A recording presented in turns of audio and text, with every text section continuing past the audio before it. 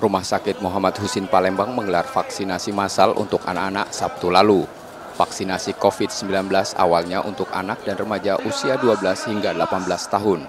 Namun banyaknya warga yang mendaftar berusia lebih dari 18 tahun bahkan tidak membawa anak mereka. Meski pendaftaran secara daring, banyak pula warga yang mendaftar di tempat. Peserta vaksinasi membludak dan sempat tak terkendali. Total lebih dari 3.000 warga yang terdaftar vaksinasi namun baru sepertiganya yang dapat terlayani.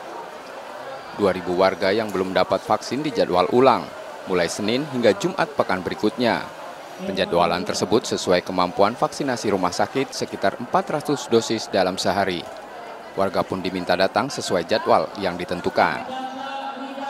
Bahwa ternyata banyak juga yang hadir, itu orang-orang di luar daripada fokus kita, lebih dari 18 tahun.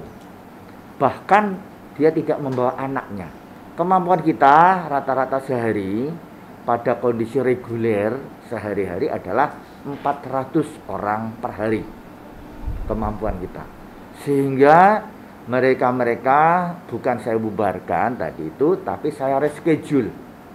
Ya, di reschedule dari hari Sabtu menjadi di hari Senin sampai Jumat jam 8 sampai jam 3 sore. Vaksinasi yang digelar bekerja sama dengan Ikatan Dokter Anak Indonesia Sumatera Selatan mendapat tanggapan positif anak-anak dan remaja di Palembang. Mereka berharap vaksinasi membuat mereka semakin terlindungi, namun tetap menjaga protokol kesehatan. Kecemasan atau takut ya? Nggak ada sih.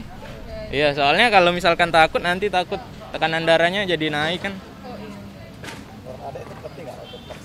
Ya menurut saya penting sih, apalagi yang mau keluar-keluar daerah kan sekarang udah jadi syarat wajib.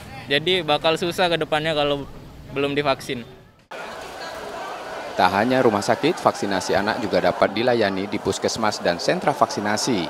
Tak hanya rumah sakit, vaksinasi anak juga dapat dilayani di puskesmas dan sentra vaksinasi. Calon penerima vaksin harus dalam keadaan sehat dengan didampingi orang tua.